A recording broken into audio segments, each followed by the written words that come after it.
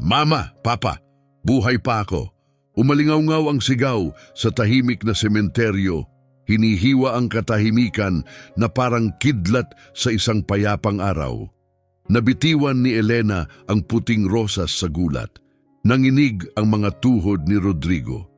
Sa entrada ng marangyang sementeryo, kung saan ang mga marmol na puntod ay nakahimlay sa ilalim ng matatandang puno, isang lalaking nasa wheelchair ang dahan-dahang gumugulong sa batong daan.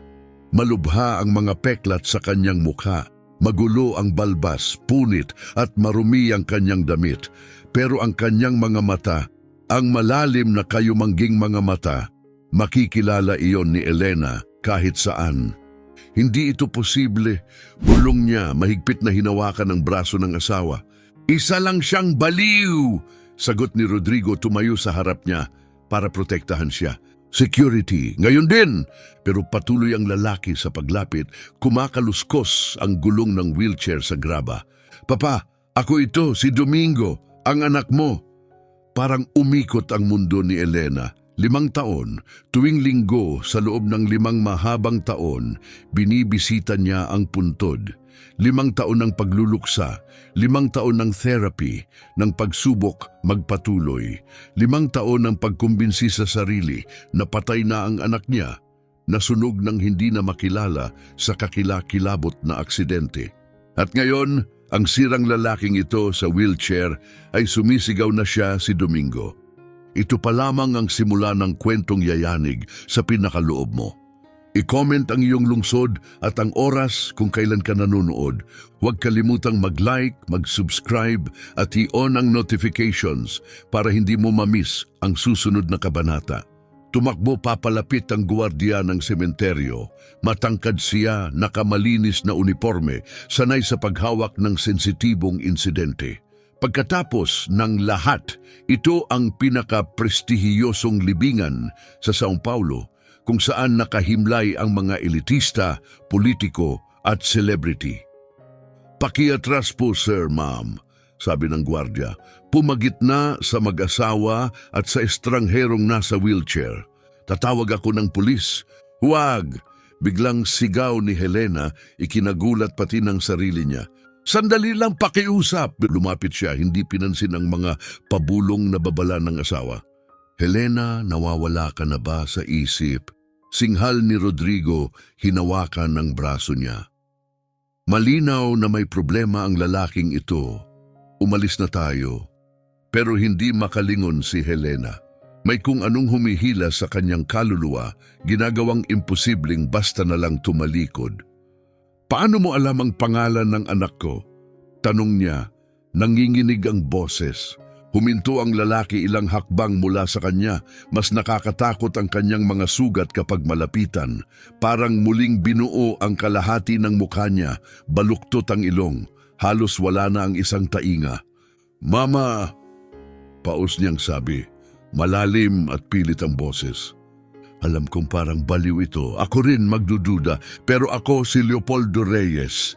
Ipinanganak ako noong Marso 15, 1995 sa São Luis Maternity Hospital. Ang una kong salita ay kotse. Nabali ang braso ko noong 7 ako nang mahulog ako mula sa puno sa likod bahay. Mas umiyak ka pa kaysa sa akin.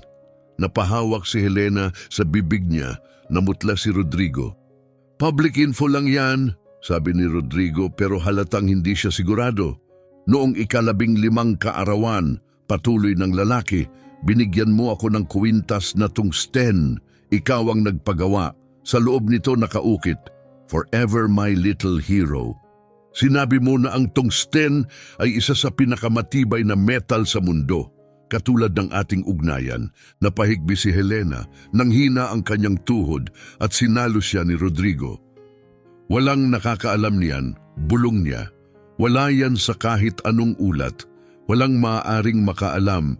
Alam ko dahil ako ang anak mo, Mama. Matamang tiningnan ni Rodrigo ang lalaki. 5 taon siyang tumayo sa puntod tuwing linggo. 5 taon ng pagsisisi dahil hindi niya napigilan si Domingo noong gabing iyon. 5 taon ng pagdarasal para sa sagot. Kung ikaw talaga si Domingo, Mahinang sabi ni Rodrigo, nasaan ka? Bakit hindi ka tumawag? Bakit mo kami hinayaang magdusa ng ganito? Ibinaling ng lalaki ang tingin sa lupa. Dahil hindi ko naalala kung sino ako, Papa. Kinuha ng aksidente ang lahat sa akin. Ngayon pa lang bumabalik ang alaala ko. Mukhang nalilito ang gwardiya. Dr. Rodrigo, tatawag pa rin po ba ako ng autoridad? Nag-atubili si Rodrigo. Hindi muna, sabi niya sa wakas. Huminga siya ng malalim. Umuwi tayo. Kailangan nating mag-usap ng maayos. Nasa tabi na ni Helena ang lalaki, nakaluhod sa harap ng wheelchair. Anak ko, bulong niya. Anong nangyari sa'yo? Ang mansyon ng pamilya Reyes ay nasa Morumbi, sa isang high-security na gated community. Pagdating ng sasakyan, natigilan ang mga kasambahay.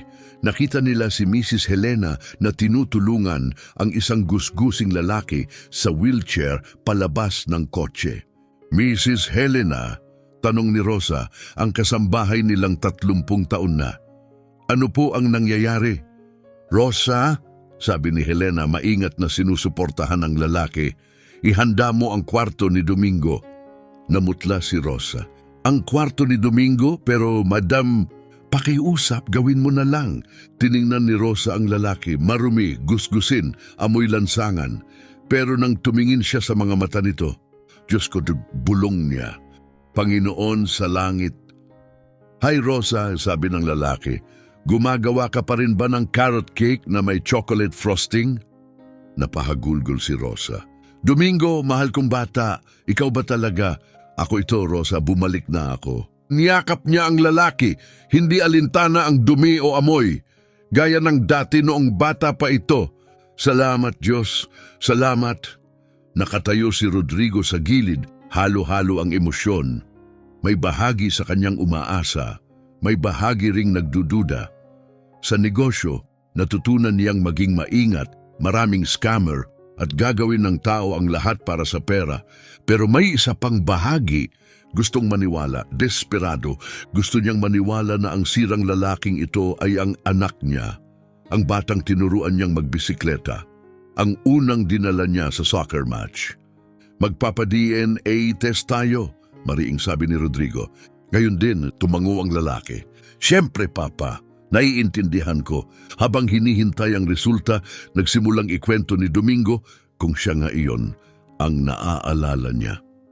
Hindi ko pa kompleto ang lahat, sabi niya. Nakaupo sa sofa sa sala na paborito niya nung bata pa siya. Malinis na siya ngayon, nakabagong damit, pero nasa wheelchair pa rin. Pero sasabihin ko ang kaya ko. Umupo si Helena sa tabi niya, mahigpit ang hawak sa kamay niya.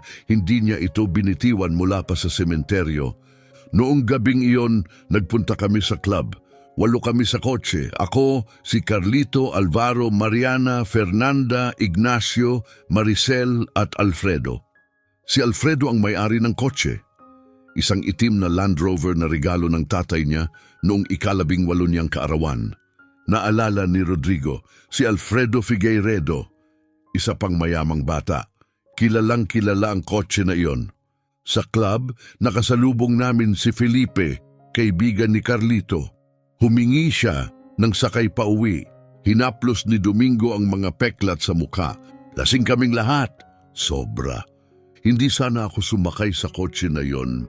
Pinilit ni Alfredo na siya ang magmamaneho noong gabing iyon.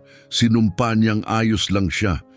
Pero bata pa kami, padalos-dalos, at akala namin walang makakasagi sa amin.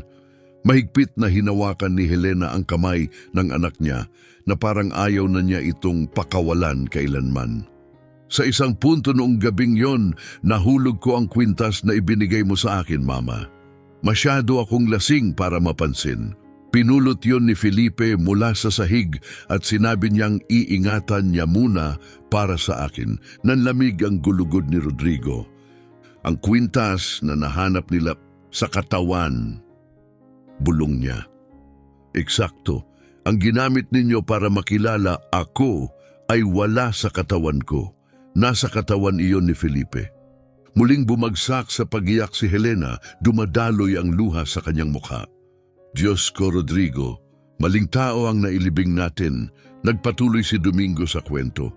Masyado nang mabilis ang takbo ni Alfredo. Maraming matatalim na kurbada ang kalsada. Nasa likod ako, malapit sa pinto. Hindi ko na gaanong maalala, pero naaalala kong umikot ang kotse at nawalan ng kontrol. May mga sigaw. Pagkatapos ay tumagilid ang sasakyan. Sa tingin ko bumukas ang pinto o baka nabasag at ako'y naihagis palabas. Huminto siya, ipinikit ang mga mata na parabang masakit mismo ang alaala. Gumulong ako pababa ng burol, tumama sa mga bato, sa mga puno. Narinig ko ang pagsabog sa likod ko. Nasunog ang kotse. Pagkatapos bumagsak ako sa tubig. Ang ilog, mahinang sabi ni Rodrigo. Sabi sa ulat, nahulog ang kotse sa bangin at tumama sa ilog. Tinangay ako ng agos. Hindi ko alam kung gaano kalayo o gaano katagal. Napakalamig ng tubig. Wasak ang katawan ko. Sigurado akong mamamatay na ako. Binuksan ni Domingo ang mga mata at tumingin sa kanila. Pero hindi ako namatay. May isang lalaking nakakita sa akin sa tabing ilog. Isang ermitanyo na mag-isa lang sa gubat. Ang pangalan niya ay Mr. Richard. Hindi nakapanipaniwala ang kwento ni Domingo, pero ang kay Richard ay kasing pambihira rin. Si Mr. Richard Morales ay dating isa sa pinakamagaling na trauma surgeon sa Belo Horizonte, isa sa pinakamahusay sa Brazil. Pero nagbago ang lahat matapos mapatay ang asawa at anak niyang babae sa isang pagnanakaw. Iniwan niya ang buong buhay niya, ibinenta ang lahat ng ari-arian, iniwan ang lungsod at pinili ang pag-iisa. Namuhay mag-isa sa kagubatan malapit sa isang maliit na baryo sa São Paulo. Nang makita niya ako, halos hindi na ako humihinga. Wasak ang katawan ko, lubos na nawasak ang mukha ko at malubha ang pinsala sa ulo ko. Hindi niya inakalang mabubuhay pa ako. Pero doktor siya. Sabi ni Rodrigo, bakit hindi kanya dinala sa ospital? Nagbigay si Domingo ng malungkot na ngiti. Pinutol na ni Richard ang koneksyon niya sa mundo. Walang telepono, walang internet, wala. Isang beses lang siya bumibisita sa baryo kada buwan para sa pangunahing supply. At nang makita niya ako, nasa koma ako. Ginawa niya ang kaya niya gamit ang kakaunti niyang kagamitan. Nabigla si Helena. Pero nang magising ka, pwede kang... Mama, mahinang putol ni Domingo. Nang tuluyan akong magising, hindi ko naalala kung sino ako. Walang pangalan, walang pamilya, wala. Para kay Richard, isa lang akong ang batang lalaki. Iyon ang naging ako, ang batang hinila niya mula sa ilog. Mabigat ang katahimikan sa silid. Inalagaan ako ni Richard na parang ama. Tinuruan niya akong gumalaw muli, una gumapang, tapos dahan-dahang lumakas. Pero hindi na tuluyang gumaling ang mga binti ko. Siya mismo ang gumawa ng wheelchair na ito mula sa lumang bakal at kahoy. Napatingin si Rodrigo sa upuang nasa sulok. Magaspang, halatang gawa kamay, pero ito ang nagligtas sa buhay ng anak niya. 3 taon kaming magkasama, kaming dalawa lang sa gitna ng gubat. Naging parang ama siya sa akin at minahal ko siya tulad ng isang ama. Napaluha si Domingo. Pasensya na papa, pero iyon ang katotohanan. Dahan-dahang tumango si Rodrigo. Walang dapat patawarin. Iniligtas niya ang buhay mo. Anong nangyari kay Richard? Mahinang tanong ni Helena. Namuo ang luha sa mata ni Domingo. Namatay siya 2 taon na ang nakalipas. Atake sa puso. Wala akong nagawa. Ang sumunod ay mas masakit pang pakinggan. Pagkatapos niyang mamatay, dumating ang mga kamag-anak niya, mga taong hindi siya binisita sa loob ng maraming taon, ni hindi nila alam na buhay pa siya. Dumating lang sila para sa lupa. Hindi man kalakihan, pero may halaga pa rin. Nahulaan ni Helena ang kasunod. Pinalayas kanila. Sa araw ding iyon, sinabi nilang pabigat ako, isang daga sa kalye. Hindi sila nakinig kahit isang salita. Iniwan nila ako sa gilid ng kalsada, kasama lang ang wheelchair na ito at ang damit sa katawan ko. Pero pwede kang lumapit sa pulis, giit ni Rodrigo. Humingi ng tulong.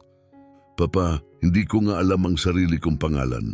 Wala akong ID, wala. Para sa lahat, isa lang akong pulubing may sirang pag-iisip. Hihinto ka ba at maniniwala sa isang tulad ko? Napayo ko si Rodrigo, nahihiya. Marami na siyang dinaanang tao sa kalsada at ni minsan hindi niya tinanong ang kwento nila. Gumala ako mula bayan hanggang bayan, namamalimos, natutulog kung saan-saan. May mga tumulong. Pero mas marami ang tinuring akong basura. Ninakawan ako, binugbog, pinahiya. Tahimik na umiiyak si Helena, hawak pa rin ang kamay ni Domingo. At ang alaala mo, tanong niya, kailan ito bumalik? Huminga ng malalim si Domingo. 3 linggo na ang nakalipas. Nasa isang maliit na bayan ako, nakaupo sa labas ng tindahan, humihingi ng barya. Tumingin ako sa loob at may TV, may palabas tungkol sa aksidente. 5 taon na raw ang lumipas mula nang mangyari iyon. Tapos ipinakita nila ang mga larawan ng mga biktima. Huminto siya at nakita ko ang mukha ng batang iyon, nakangiti at biglang may nag-click sa isip ko. Parang may pintuan na biglang bumukas. Dumagsa ang alaala, pira-piraso parang mga kidlat. Tumayo si Rodrigo at lumapit sa bintana. Sa labas, naroon ang perpektong hardin, ang asul na pool, ang mamahaling sasakyan, pero wala na itong halaga ngayon. 5 taon, bulong niya, 5 taon kang nasa labas at wala kaming kaalam-alam. Alam ko, Papa, pasensya na. Humarap si Rodrigo sa kanya. Huwag kang mag-sorry. Wala kang kasalanan. Biglang tumunog ang telepono niya. Dr. Reyes, sabi ng boses, nandito na ang DNA results. Gusto niyo po bang ipadala ko sa email o... Sabihin mo na lang, putol ni Rodrigo.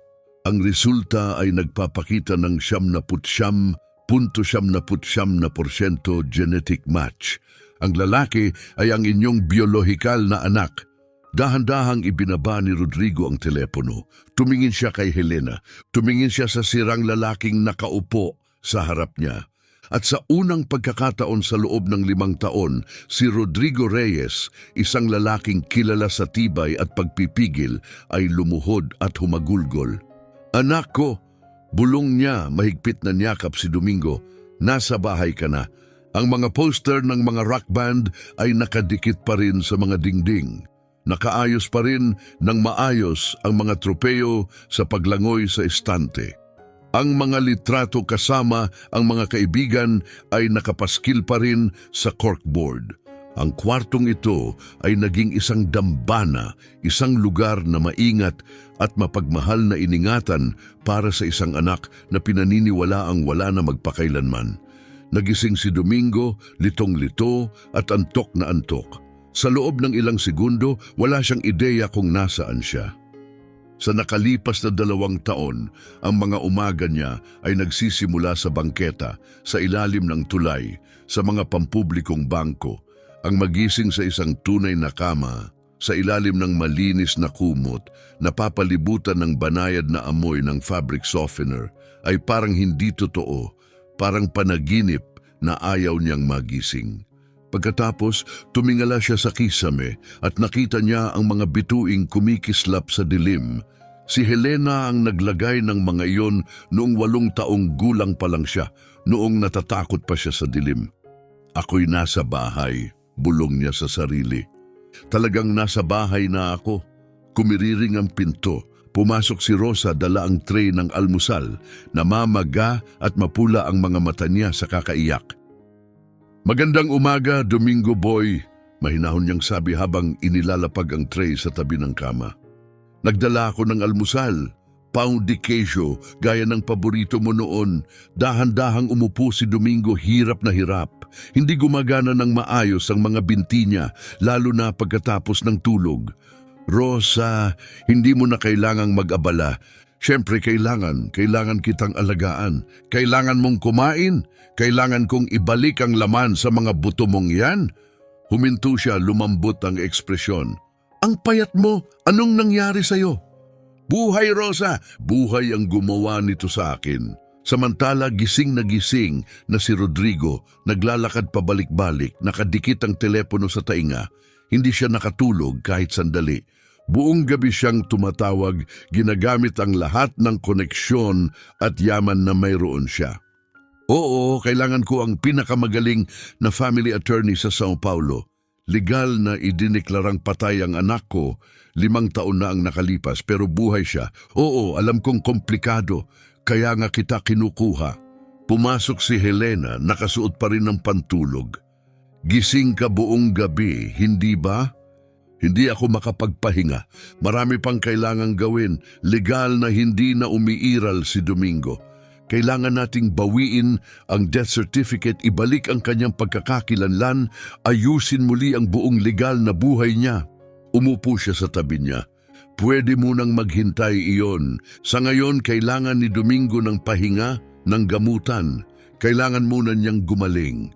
Nakapagpa-appointment na ako para ngayong araw. Titingnan ng orthopedic specialist ang mga binti niya. May neurologist din at plastic surgeon para sa mukha niya. Pinisil ni Helena ang kamay niya. Tama ang ginagawa mo. Huwag mo lang kalimutang huminga. Tumingin si Rodrigo sa kanya, talagang tumingin. Sa loob ng 5 taon ng pagluluksa, nagkapit sila sa isa't isa sa gitna ng sakit. Sa halip na paghiwalayin sila, lalo silang pinagtibay ng trahedya. Helena, hindi ko pa rin maunawaan. Buhay ang anak natin. Nasa itaas siya, natutulog sa kwarto niya. Alam ko, parang panaginip, pero kasabay nito, nag-atubili siya. Ano yon? Tanong ni Rodrigo. Kasabay nito, kapag tinitingnan ko siya, parang hindi ko kilala ang nakikita ko. Puno ng peklat ang mukha niya, iba ang boses, wasak ang katawan. Oo, alam kong siya si Domingo. Pinatunayan yon ng DNA. Pero hindi siya ang Domingo na naaalala ko. Tahimik na tumango si Helena. Ang batang kilala natin namatay sa aksidenteng yon, Rodrigo. Ang taong bumalik, iba na, mas matanda, may sugat, hinubog ng paghihirap. Pero anak pa rin natin siya. At ngayon, kailangan nating matutunang mahalin at unawain ang bagong bersyon niya. Bumaba si Domingo, tinutulungan ni Rosa. Napalitan na ang lumang wheelchair na gawa kamay ng bago at modernong modelo. Ini-order iyon ni Rodrigo magdamag. Kumusta ang pakiramdam mo, anak? Tanong ni Helena. Sa totoo lang, kakaiba. Ang pagbabalik dito, parang pamilyar pero iba. Lumapit si Rodrigo. Domingo, kailangan nating mag-usap. May mga bagay kang dapat malaman. Alam ko, marami tayong kailangang ayusin. Hindi lang ito tungkol sa praktikal na bagay. Umupo si Rodrigo sa tapat ng anak. Seryoso ang boses. Nang akala naming patay ka, nagbago ang lahat. Tahimik na nakinig si Domingo. Lumaki ng husto ang kumpanya nitong 5 taon. Mahigit doble na ito kaysa dati. Ikaw ang nag-iisa kong tagapagmana. Para makayanan ang pagkawala mo, ibinaon ko ang sarili ko sa trabaho. Naiintindihan ko. Pero may iba pa. May ibang taong sangkot na ngayon. Tumingin sa gilid si Helena. Biglang naging abala si Rosa sa pagpupunas ng istante. Anong ibig mong sabihin na ibang tao? Tanong ni Domingo. Napabuntong hininga si Rodrigo. Ang tiyuhin mo, si Manolo, ang kapatid ko. Parang may kumuryente kay Domingo. Hindi niya maipaliwanag. Pero ang pagbanggit pa lang ng pangalan ay nagdulot ng madilim na pakiramdam. Isang kaba. Anong tungkol kay Uncle Manolo? Nang mawala ka, wasak ako. Hindi ko kayang pamahalaan ang negosyo. Pumasok si Manolo, nag-alok ng tulong. Siya ang nagpatakbo ng araw-araw na operasyon habang ako'y bumabangon. At ngayon, nandoon pa rin siya. Nang bumalik ako, nakuha ko uli ang kontrol. Pero partner ko na siya ngayon. May-ari siya ng 50% ng kumpanya. Napatitig si Domingo, gulat na gulat. Ibinigay mo ang kalahati sa kanya? Hindi ko ibinigay. Ibinenta ko. Kailangan ko ng kasama sa bigat. At kapatid ko siya, mahinang nagsalita si Helena. Domingo, wasak ang tatay mo noon. Dumating si Manolo sa tamang oras. Tumulong siya nang hindi namin alam kung paano magpatuloy. Tumingin si Domingo sa kanilang dalawa. Pakiramdam niya, may itinatago pa sila. May iba pa. Ramdam ko, ang katahimikan ng sumagot. Anak, mahinahong sabi ni Helena. Nagpakasal si Manolo, 2 taon na ang nakalipas. Okay, so what? Bachelor naman siya dati. Walang masama sa pag-settle down. Pinakasalan niya si Fernanda. Parang nawalan ng hangin si Domingo. Fernanda, kasama siya sa kotse. Akala niya namatay siya kasama ng iba. Fernanda, ang girlfriend niya nung panahon ng aksidente. Buhay siya, tumama ang katotohanan na parang dambuhalang alon. Noong gabing iyon, 9 na tao ang sumakay sa kotse. 8 ang pinaniniwalaang namatay, pero hindi pala lahat. Si Fernanda Hernandez ay bumaba bago matapos ang gabi. Nag-away sila ni Domingo dahil sobra siyang lasing. Nag-Uber siya pa uwi. Walang nakakaalam dahil hindi siya agad nagsabi sa kahit sino.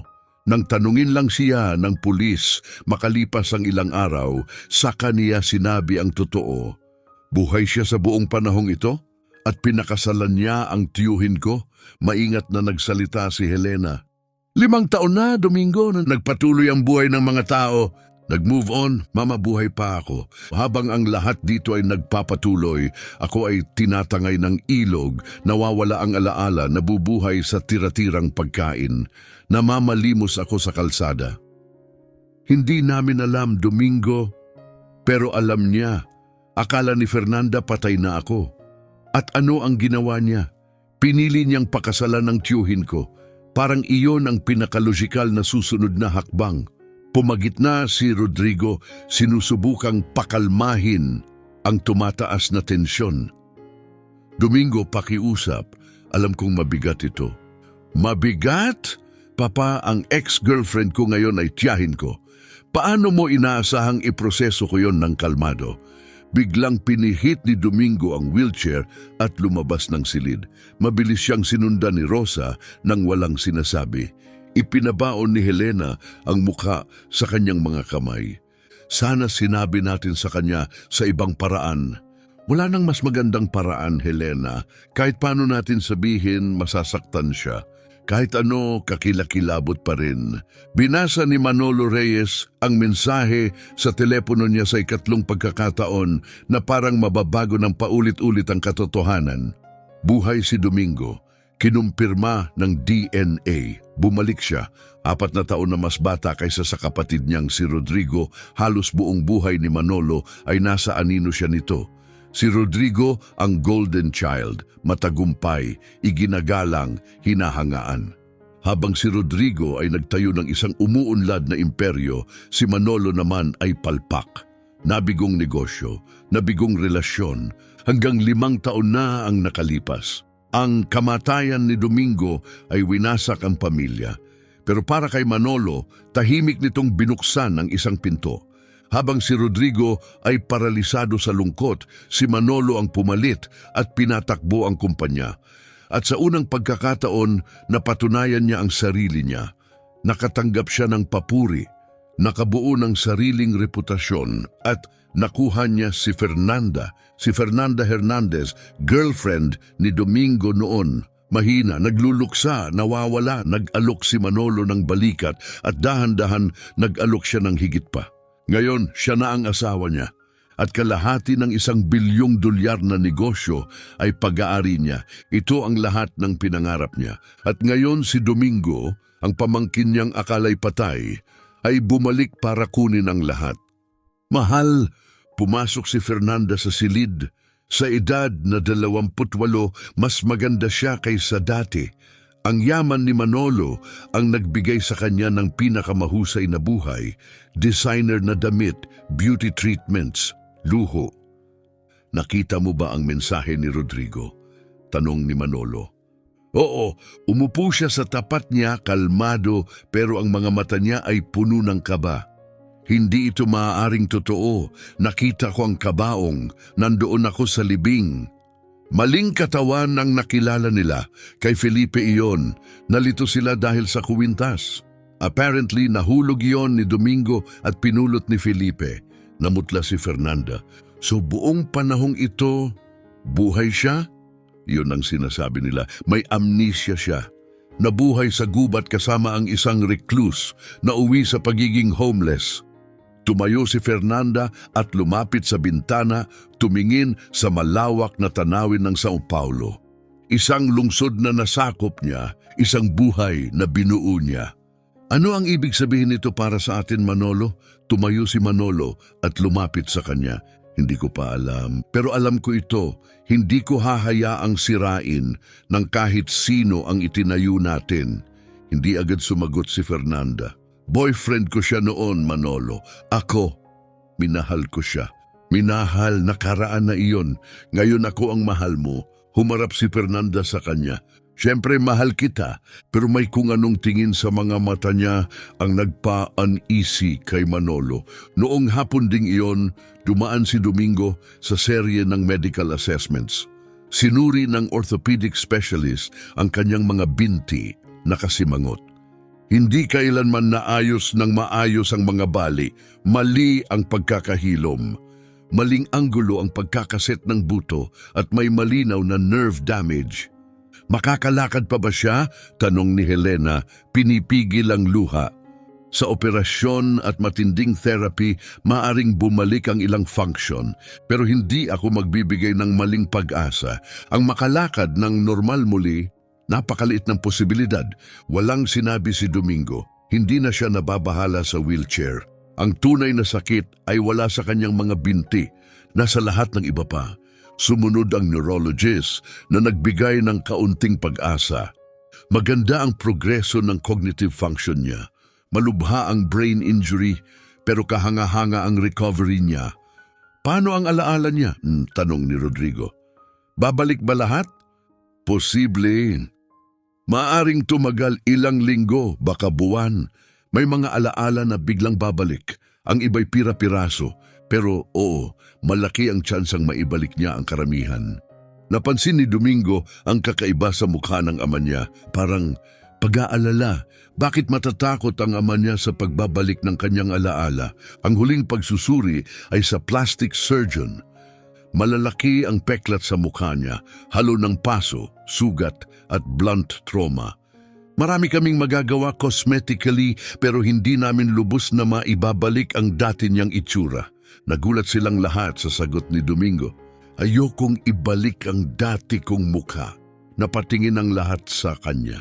Sa mga peklat na ito ang kwento ko. Patunay ito na nakaligtas ako. Muling umiyak si Helena. Simula nang bumalik si Domingo, iyon na lang ang tila paraan niya ng paglabas ng emosyon. 3 araw ang lumipas at nangyari ang hindi maiiwasan. Inimbitahan si Manolo at Fernanda sa hapunan sa bahay ng mga Reyes. Pinilit ni Rodrigo, pamilya tayo, sabi niya. Kailangan nating harapin ito ng magkasama. Nasa sala na si Domingo nang dumating sila. Pinaghandaan niya ang pagtatagpong ito pero walang sapat na paghahanda. Si Fernanda ang unang pumasok. Napakaganda pa rin. Itim na damit, takong, perpektong buhok. Huminto siya sa mismong sandaling nakita niya si Domingo parang bumangga sa isang di nakikitang pader. Domingo, bulong niya. Hi, Fernanda! Dahan-dahan siyang lumapit, sinusuri ang mga peklat, ang wheelchair, ang payat na katawan, at pagkatapos, umiyak siya. Akala ko wala ka na, akala ko na wala ka magpakailanman. Alam ko, nagluksa ako para sa iyo, Domingo. Hindi mo maisip kung gaano kasakit.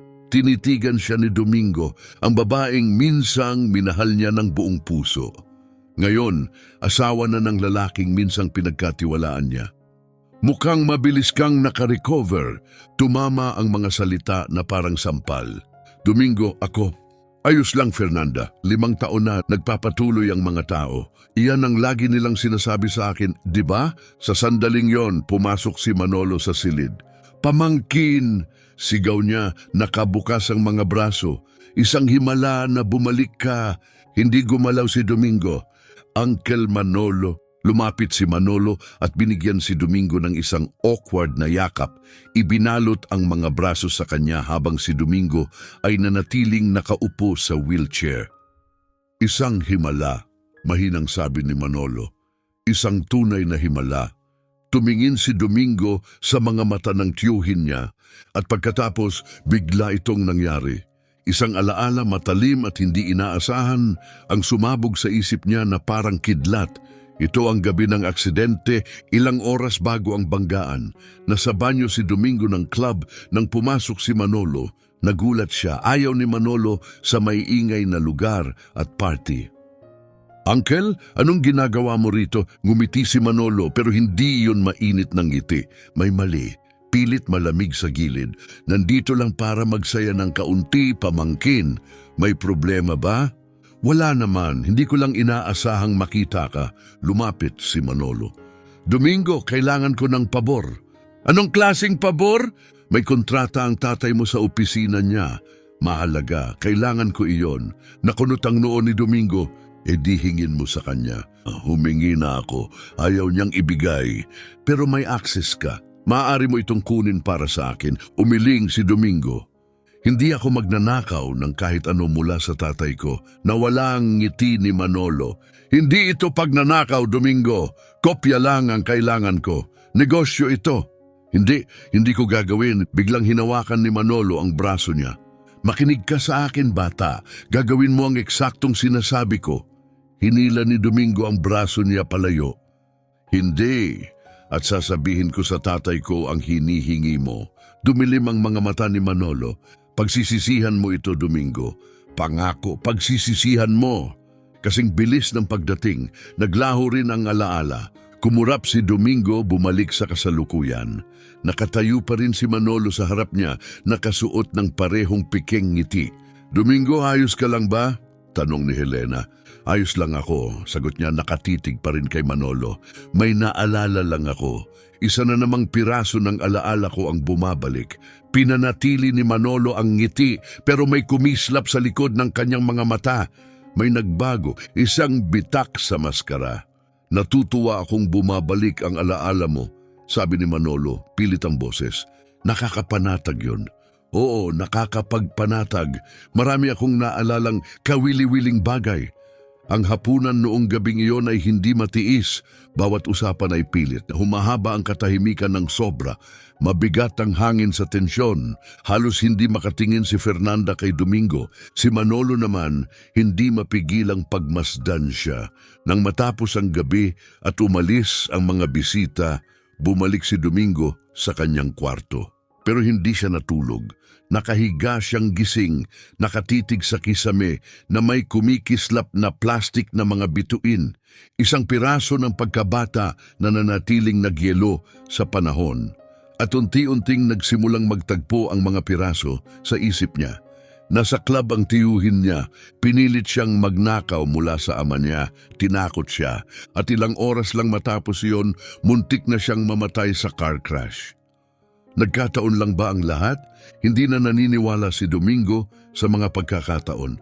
Ang sumunod na 2 linggo ay nahati sa 2 misyon. Pisikal na paggaling ng katawan at tahimik na investigasyon ng kaluluwa. Sa araw, tiniis ni Domingo ang matinding physical therapy. Bawat session ay brutal. Ang mga kalamnan niya ng hina sa mga tao ng pagpapabaya ay lumalaban sa bawat galaw. Sumisigaw ang mga nerbiyos sa sakit at kalituhan, pawis, nakakuyom ng ngipin, frustration. Pero nagpatuloy siya, mas malala pa ang nalampasan niya at sa gabi, naghahanap siya. Binigyan siya ng ama niya ng pinakamodernong computer. Gusto ni Rodrigo na magkaroon si Domingo ng pinakamahusay. Ang hindi alam ni Rodrigo, ginagamit iyon ni Domingo para hukayin ang nakaraan, para imbestigahan ang sarili niyang pamilya. Nagsimula siya sa mga file ng kumpanya.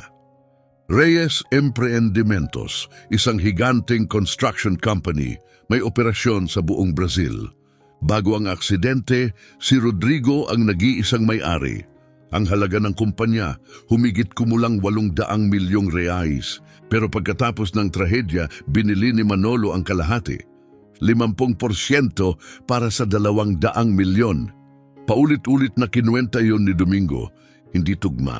Bakit ibebenta ang kalahati ng kumpanya sa isang kapat ng tunay na halaga? Bakit napakamura, Papa? Bulong ni Domingo. Nagpatuloy siya sa paghahanap. Ang mga balita noong panahon ng aksidente ay pamilyar. 8 kabataang buhay ang nawala sa isang nagliliyab na banggaan, nasunog na mga labi, Mahirap makilala, pamilyang winasak ng lungkot, pero may isang bagay na tumindig. Isang maliit na artikulo halos nalunod sa ingay. Isang linggo bago ang aksidente, na-flag ang Reyes Empreendimentos ng Public Prosecutor's Office. May aligasyon ng corruption sa bidding ng public contracts. 3 buwan matapos, isinara ang investigasyon. Kakulangan ng ebidensya. Nangitim ang tingin ni Domingo. Humukay pa siya ng mas malalim. Ang prosecutor na nagsara ng kaso ay maagang nagretiro. Ilang buwan lang matapos ang dismissal. Bumili siya ng beach house sa Angra dos Reis at isang apartment sa Miami. Isa na namang pagkakataon, hindi iyon pinaniwalaan ni Domingo. Kinabukasan, hiniling ni Domingo kay Rosa na dalhin siya sa opisina ng ama niya. Nasa meeting si Rodrigo. Domingo, sigurado ka bang hindi magagalit si Dr. Rodrigo? Alanganing tanong ni Rosa. Anak niya ako, may karapatan akong pumasok sa opisina niya. Nag-aalinlangan pa rin si Rosa, pero tinulungan siyang makapasok. Ang opisina ay katulad pa rin ng dati.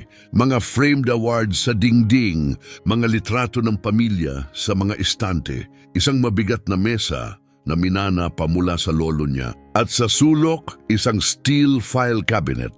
Doon itinatago ng ama niya ang mahahalagang bagay. Gumulong si Domingo papalapit. Nakalak ito, pero naalala niya kung nasaan ang susi. Sa likod ng larawan ng lolo niya, nakasabit sa maliit na hook. Binuksan niya ang drawer at nagsimulang maghanap. Mga kontrata, legal documents, financial audits ay karaniwan lang hanggang sa pinakailalim. Doon nakatago sa ilalim ng mga maluluwag na papel, isang pulang folder na may nakasulat, "Personal, do not open." Binuksan ni Domingo. Sa loob ay isang sulat, handwritten, galing kay Manolo. Rodrigo, alam mo ang alam ko at alam mo kung ano ang mangyayari kapag lumabas ito. Kulong, para sa'yo, para sa'kin, para sa lahat ng sangkot. Ayokong sirain ka, kapatid kita, pero hindi ako babagsak mag-isa. Ito ang kasunduan, 50% ng kumpanya. 200 milyon. Ikaw mananatiling malaya, ako mananatiling tahimik, panalo ang lahat. Huwag mo akong itulak na gumawa ng mas malala. Nawala na ang anak mo, ayaw mong may mawala pa. Manolo! Binasa ni Domingo ang sulat muli. At muli, nanginig ang mga kamay niya. Blackmail, Uncle Manolo. Lumapit si Manolo at binigyan si Domingo ng isang awkward na yakap. Ibinalot ang mga braso sa kanya habang si Domingo ay nanatiling nakaupo sa wheelchair. Isang himala, mahinang sabi ni Manolo. Isang tunay na himala.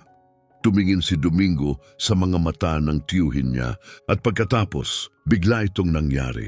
Isang alaala matalim at hindi inaasahan ang sumabog sa isip niya na parang kidlat. Ito ang gabi ng aksidente, ilang oras bago ang banggaan. Nasa banyo si Domingo ng club nang pumasok si Manolo. Nagulat siya. Ayaw ni Manolo sa maiingay na lugar at party. Uncle, anong ginagawa mo rito? Ngumiti si Manolo pero hindi iyon mainit ng ngiti. May mali, pilit malamig sa gilid. Nandito lang para magsaya ng kaunti. Pamangkin. May problema ba? Wala naman. Hindi ko lang inaasahang makita ka. Lumapit si Manolo. Domingo, kailangan ko ng pabor. Anong klaseng pabor? May kontrata ang tatay mo sa opisina niya. Mahalaga. Kailangan ko iyon. Nakunot ang noon ni Domingo. Di hingin mo sa kanya. Humingi na ako. Ayaw niyang ibigay. Pero may access ka. Maari mo itong kunin para sa akin. Umiling si Domingo. Hindi ako magnanakaw ng kahit ano mula sa tatay ko. Nawala ang ngiti ni Manolo. Hindi ito pagnanakaw, Domingo. Kopya lang ang kailangan ko. Negosyo ito. Hindi ko gagawin. Biglang hinawakan ni Manolo ang braso niya. Makinig ka sa akin, bata. Gagawin mo ang eksaktong sinasabi ko. Hinila ni Domingo ang braso niya palayo. Hindi. At sasabihin ko sa tatay ko ang hinihingi mo. Dumilim ang mga mata ni Manolo. Pagsisisihan mo ito, Domingo. Pangako, pagsisisihan mo. Kasing bilis ng pagdating, naglaho rin ang alaala. Kumurap si Domingo, bumalik sa kasalukuyan. Nakatayo pa rin si Manolo sa harap niya, nakasuot ng parehong peking ngiti. "Domingo, ayos ka lang ba?" tanong ni Helena. "Ayos lang ako," sagot niya, nakatitig pa rin kay Manolo. "May naalala lang ako. Isa na namang piraso ng alaala ko ang bumabalik." Pinanatili ni Manolo ang ngiti, pero may kumislap sa likod ng kanyang mga mata. May nagbago, isang bitak sa maskara. "Natutuwa akong bumabalik ang alaala mo," sabi ni Manolo, pilit ang boses. "Nakakapanatag iyon." "Oo, nakakapagpanatag. Marami akong naaalalang kawili-wiling bagay. Ang hapunan nung gabing yon ay hindi matiis. Bawat usapan ay pilit. Humahaba ang katahimikan ng sobra. Mabigat ang hangin sa tensyon. Halos hindi makatingin si Fernanda kay Domingo. Si Manolo naman, hindi mapigilang pagmasdan siya. Nang matapos ang gabi at umalis ang mga bisita, bumalik si Domingo sa kanyang kwarto. Pero hindi siya natulog. Nakahiga siyang gising, nakatitig sa kisame na may kumikislap na plastik na mga bituin, isang piraso ng pagkabata na nanatiling nagyelo sa panahon. At unti-unting nagsimulang magtagpo ang mga piraso sa isip niya. Nasa club ang tiyuhin niya, pinilit siyang magnakaw mula sa ama niya, tinakot siya. At ilang oras lang matapos iyon, muntik na siyang mamatay sa car crash. Nagkataon lang ba ang lahat? Hindi na naniniwala si Domingo sa mga pagkakataon. Ang sumunod na 2 linggo ay nahati sa 2 misyon. Pisikal na paggaling ng katawan at tahimik na investigasyon ng kaluluwa. Sa araw, tiniis ni Domingo ang matinding physical therapy. Bawat session ay brutal. Ang mga kalamnan niya ng hina sa mga taon ng pagpapabaya ay lumalaban sa bawat galaw. Sumisigaw ang mga nerbiyos sa sakit at kalituhan. Pawis, nakakuyom ng ngipin, frustration, pero nagpatuloy siya, mas malala pa ang nalampasan niya. At sa gabi, naghahanap siya. Binigyan siya ng ama niya ng pinakamodernong computer. Gusto ni Rodrigo na magkaroon si Domingo ng pinakamahusay. Ang hindi alam ni Rodrigo, ginagamit yun ni Domingo para hukayin ang nakaraan, para imbestigahan ang sarili niyang pamilya. Nagsimula siya sa mga file ng kumpanya. Reyes Empreendimentos, isang higanteng construction company, may operasyon sa buong Brazil. Bago ang aksidente, si Rodrigo ang nag-iisang may-ari. Ang halaga ng kumpanya, humigit kumulang 800 milyong reais.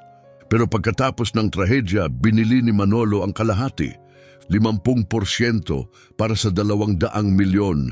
Paulit-ulit na kinuwenta iyon ni Domingo. Hindi tugma. Bakit ibebenta ang kalahati ng kumpanya sa isang kapat ng tunay na halaga? Bakit napakamura, Papa? Bulong ni Domingo. Nagpatuloy siya sa paghahanap. Ang mga balita noong panahon ng aksidente ay pamilyar. 8 kabataang buhay ang nawala sa isang nagliliyab na banggaan. Nasunog na mga labi, mahirap makilala, pamilyang winasak ng lungkot, pero may isang bagay na tumindig. Isang maliit na artikulo halos nalunod sa ingay. 1 linggo bago ang aksidente, na flag ang Reyes Empreendimentos ng Public Prosecutor's Office. May aligasyon ng korupsyon sa bidding ng public contracts. 3 buwan matapos, isinara ang investigasyon. Kakulangan ng ebidensya. Nangitim ang tingin ni Domingo, humukay pa siya ng mas malalim. Ang prosecutor na nagsara ng kaso ay maagang nagretiro. Ilang buwan lang matapos ang dismissal. Bumili siya ng beach house sa Angra dos Reis at isang apartment sa Miami. Isa na namang pagkakataon, hindi iyon pinaniwalaan ni Domingo. Kinabukasan, hiniling ni Domingo kay Rosa na dalhin siya sa opisina ng ama niya. Nasa meeting si Rodrigo. "Domingo, sigurado ka bang hindi magagalit si Dr. Rodrigo?" Alanganing tanong ni Rosa. "Anak niya ako. May karapatan akong pumasok sa opisina niya." Nag-aalinlangan pa rin si Rosa, pero tinulungan siyang makapasok. Ang opisina ay katulad pa rin ng dati, mga framed awards sa dingding, mga litrato ng pamilya sa mga estante, isang mabigat na mesa na minana pa mula sa lolo niya, at sa sulok, isang steel file cabinet. Doon itinatago ng ama niya ang mahahalagang bagay. Gumulong si Domingo papalapit. Nakalock ito, pero naalala niya kung nasaan ang susi. Sa likod ng larawan ng lolo niya nakasabit sa maliit na hook. Binuksan niya ang drawer at nagsimulang maghanap, mga kontrata, legal documents, financial audits. Karaniwan lang hanggang sa pinakailalim. Doon, nakatago sa ilalim ng mga maluluwag na papel, isang pulang folder na may nakasulat, "Personal, do not open." Binuksan ni Domingo. Sa loob ay isang sulat, handwritten. Galing kay Manolo. "Rodrigo, alam mo ang alam ko. At alam mo kung ano ang mangyayari kapag lumabas ito. Kulong para sa'yo, para sa akin, para sa lahat ng sangkot. Ayokong sirain ka. Kapatid kita, pero hindi ako babagsak mag-isa. Ito ang kasunduan, 50% ng kumpanya, 200 milyon. Ikaw mananatiling malaya, ako mananatiling tahimik, panalo ang lahat. Huwag mo akong itulak na gumawa ng mas malala na wala na ang anak mo. Ayaw mong may mawala pa. Manolo." Binasa ni Domingo ang sulat muli at muli. Nanginig ang mga kamay niya. Blackmail. Uncle Manolo. Lumapit si Manolo at binigyan si Domingo ng isang awkward na yakap. Ibinalot ang mga braso sa kanya habang si Domingo ay nanatiling nakaupo sa wheelchair. "Isang himala," mahinang sabi ni Manolo. "Isang tunay na himala." Tumingin si Domingo sa mga mata ng tiyuhin niya at pagkatapos bigla itong nangyari. Isang alaala, matalim at hindi inaasahan, ang sumabog sa isip niya na parang kidlat. Ito ang gabi ng aksidente, ilang oras bago ang banggaan. Nasa banyo si Domingo ng club nang pumasok si Manolo. Nagulat siya. Ayaw ni Manolo sa maiingay na lugar at party. "Uncle, anong ginagawa mo rito?" Ngumiti si Manolo pero hindi iyon mainit na ngiti. May mali, pilit, malamig sa gilid. "Nandito lang para magsaya ng kaunti, pamangkin. May problema ba?" "Wala naman, hindi ko lang inaasahang makita ka." Lumapit si Manolo. "Domingo, kailangan ko ng pabor." "Anong klaseng pabor?" "May kontrata ang tatay mo sa opisina niya. Mahalaga, kailangan ko iyon." Nakunot ang noo ni Domingo. "E di hingin mo sa kanya." "Humingi na ako, ayaw niyang ibigay. Pero may access ka. Maaari mo itong kunin para sa akin." Umiling si Domingo. "Hindi ako magnanakaw ng kahit ano mula sa tatay ko." Nawala ang ngiti ni Manolo. "Hindi ito pagnanakaw, Domingo. Kopya lang ang kailangan ko. Negosyo ito." Hindi ko gagawin." Biglang hinawakan ni Manolo ang braso niya. "Makinig ka sa akin, bata. Gagawin mo ang eksaktong sinasabi ko." Hinila ni Domingo ang braso niya palayo. "Hindi. At sasabihin ko sa tatay ko ang hinihingi mo." Dumilim ang mga mata ni Manolo. "Pagsisisihan mo ito, Domingo. Pangako, pagsisisihan mo." Kasing bilis ng pagdating, naglaho rin ang alaala. Kumurap si Domingo, bumalik sa kasalukuyan. Nakatayo pa rin si Manolo sa harap niya, nakasuot ng parehong peking ngiti. "Domingo, ayos ka lang ba?" tanong ni Helena. "Ayos lang ako," sagot niya, nakatitig pa rin kay Manolo. "May naalala lang ako, isa na namang piraso ng alaala ko ang bumabalik." Pinanatili ni Manolo ang ngiti, pero may kumislap sa likod ng kanyang mga mata. May nagbago, isang bitak sa maskara. "Natutuwa akong bumabalik ang alaala mo," sabi ni Manolo. Pilit ang boses. "Nakakapanatag iyon." "Oo, nakakapagpanatag. Marami akong naaalalang kawili-wiling bagay. Ang hapunan noong gabing iyon ay hindi matiis. Bawat usapan ay pilit. Humahaba ang katahimikan ng sobra. Mabigat ang hangin sa tensyon. Halos hindi makatingin si Fernanda kay Domingo. Si Manolo naman, hindi mapigilang pagmasdan siya. Nang matapos ang gabi at umalis ang mga bisita, bumalik si Domingo sa kanyang kwarto. Pero hindi siya natulog. Nakahiga siyang gising, nakatitig sa kisame na may kumikislap na plastik na mga bituin. Isang piraso ng pagkabata na nanatiling nagyelo sa panahon. At unti-unting nagsimulang magtagpo ang mga piraso sa isip niya. Nasa klab ang tiyuhin niya. Pinilit siyang magnakaw mula sa ama niya. Tinakot siya. At ilang oras lang matapos iyon, muntik na siyang mamatay sa car crash. Nagkataon lang ba ang lahat? Hindi na naniniwala si Domingo sa mga pagkakataon. Ang sumunod na 2 linggo ay nahati sa 2 misyon. Pisikal na paggaling ng katawan at tahimik na investigasyon ng kaluluwa. Sa araw tiniis ni Domingo ang matinding physical therapy. Bawat session ay brutal. Ang mga kalamnan niya nang hina sa mga taon ng pagpapabaya ay lumalaban sa bawat galaw. Sumisigaw ang mga nerbiyos sa sakit at kalituhan, pawis, nakakuyom ng ngipin, frustration. Pero nagpatuloy siya, mas malala pa ang nalampasan niya at sa gabi naghahanap siya. Binigyan siya ng ama niya ng pinakamodernong computer. Gusto ni Rodrigo na magkaroon si Domingo ng pinakamahusay.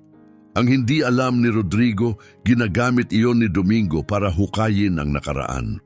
Para imbestigahan ang sarili niyang pamilya, nagsimula siya sa mga file ng kumpanya. Reyes Empreendimentos, isang higanteng construction company, may operasyon sa buong Brazil.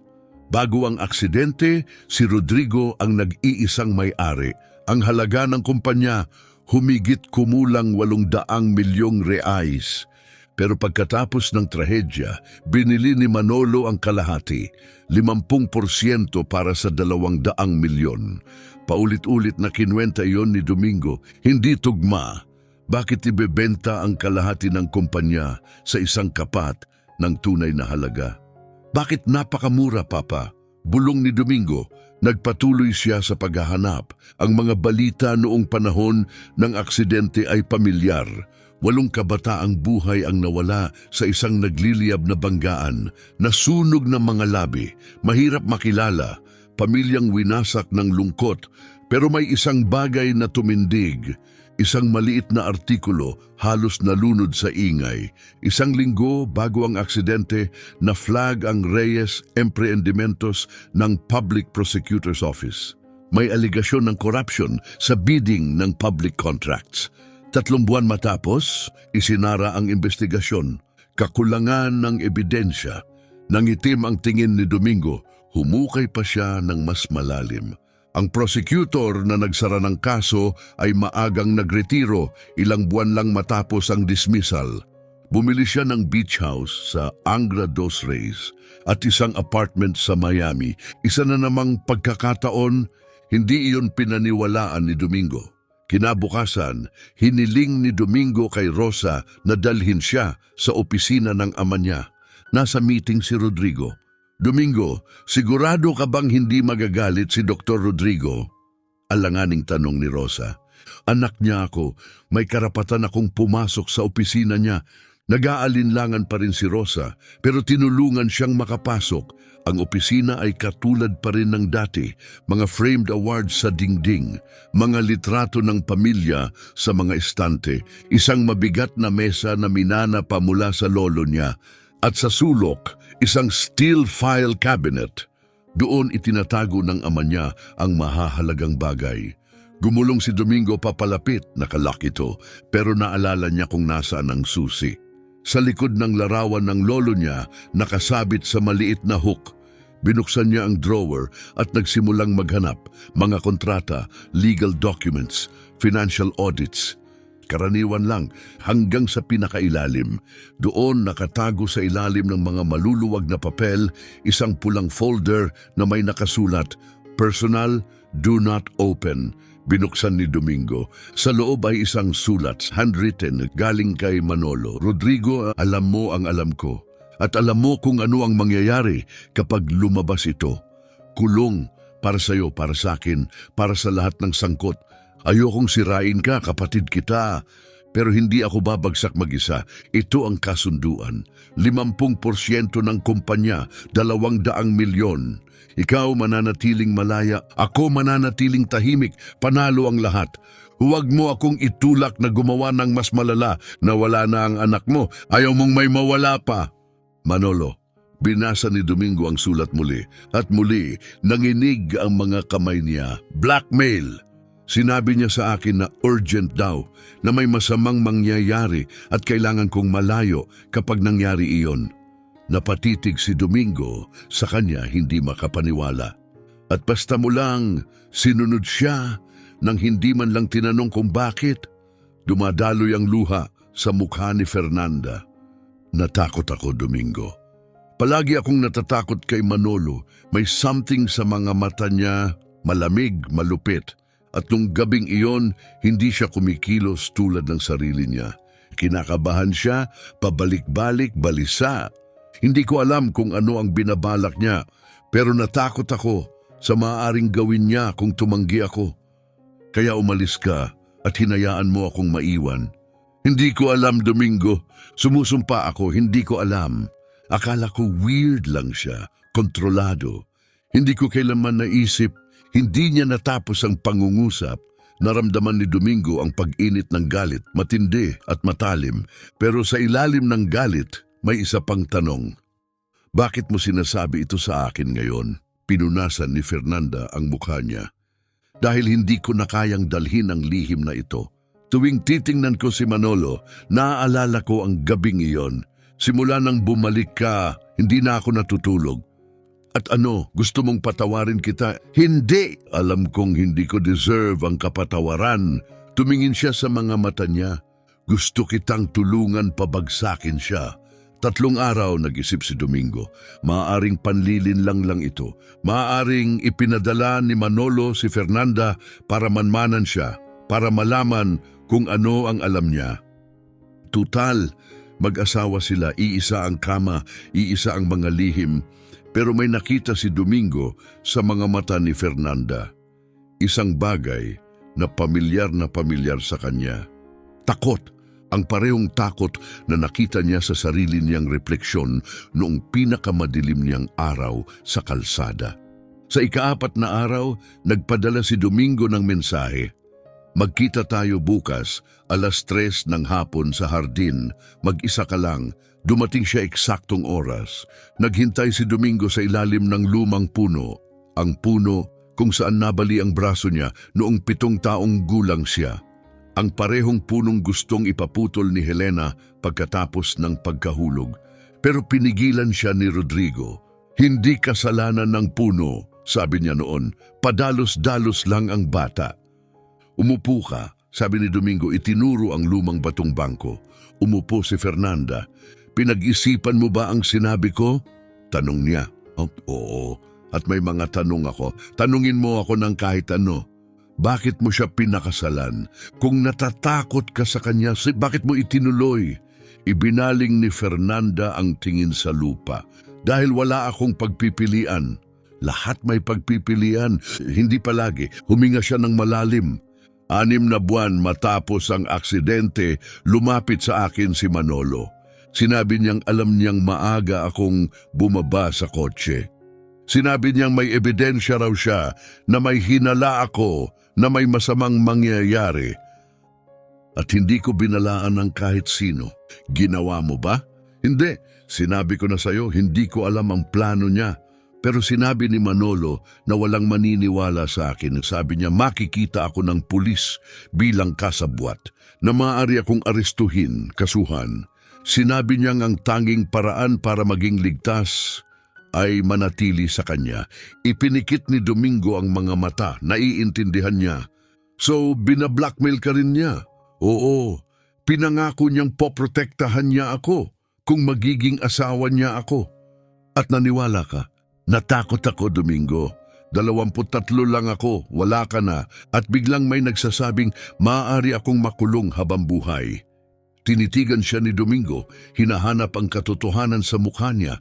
Ang galit sa loob niya ay nagbago, nagiging iba. Hindi pa kapatawaran, hindi pa, pero malapit sa pag-unawa. Mabuti ba ang trato niya sa'yo? Napatawa si Fernanda ng mapait. Hindi alam ni Manolo kung ano ang kabaitan. Ipinagmamalaki niya ako na parang tropeyo. Binibilhan ako ng alahas, designer na damit, biyahe. Pero kapag kaming dalawa na lang, hindi niya tinapos. Hindi na kailangan, huminga ng malalim si Domingo. Sige, tatanggapin ko ang tulong mo. Pero tandaan mo ito, kung nagsisinungaling ka, kung ito'y bitag, ibabagsak din kita kasama niya, tumango si Fernanda.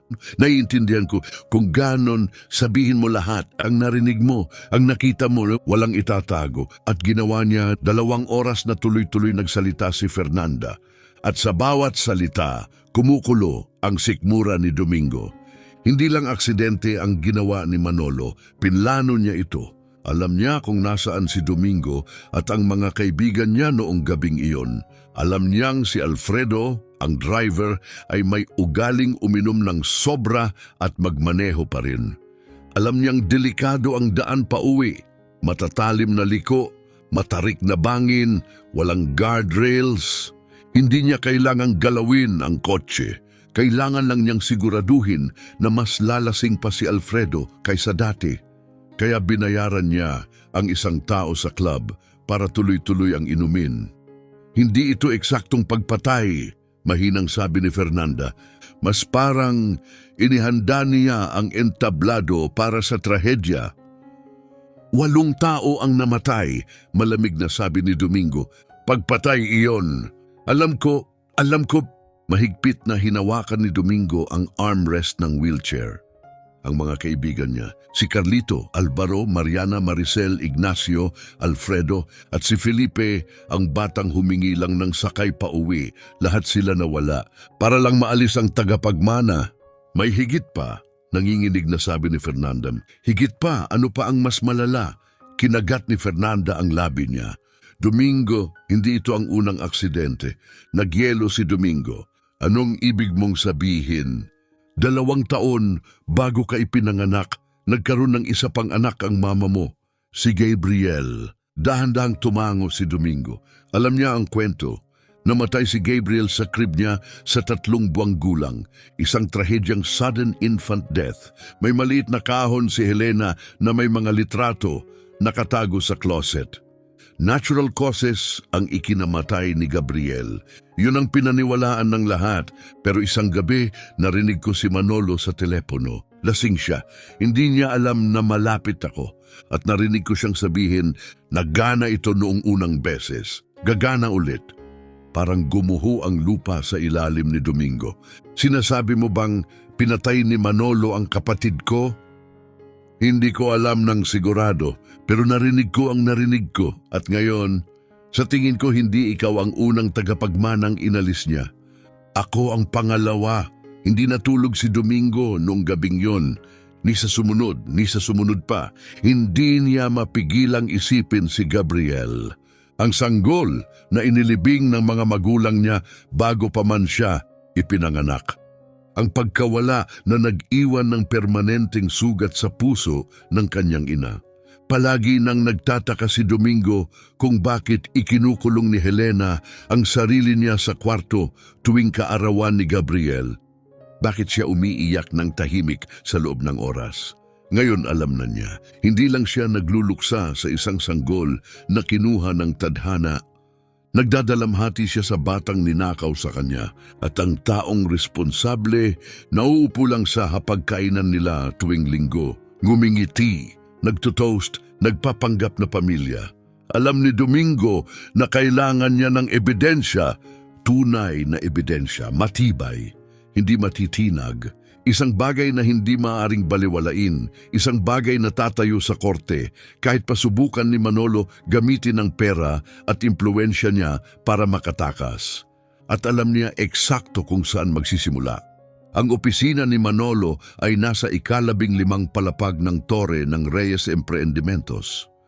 Isang marangya at napakalaking espasyo, may malawak na tanawin ng Avenida Paulista. Lahat ng kasangkapan imported. Lahat ng artwork mamahalin, opisina ng isang lalaking gustong ipakita sa mundo na siya ay makapangyarihan.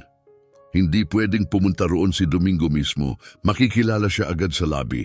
Isang lalaking may peklat sa mukha at nasa wheelchair, kapansin-pansin siya saan man magpunta. Pero si Fernanda, pwede. Lahat ng mahalagang bagay nasa isang safe sa likod ng painting sa reception area. Sabi niya, nakita ko siyang binuksan niyon minsan. 6 na digit ang code, hindi ko lang nakuha ang numero. Kaya mo bang malaman? Susubukan ko. Pero Domingo, kung mahuli niya ako roon, hindi ka mag-isa. Nasa telepono ako. Kapag may nangyaring mali, sabihin mong may hinahanap ka lang. Tumango si Fernanda pero halata ang takot sa mga mata niya. 3 araw matapos iyon, lumipad si Manolo papuntang Rio de Janeiro para sa business trip. Perpektong pagkakataon iyon.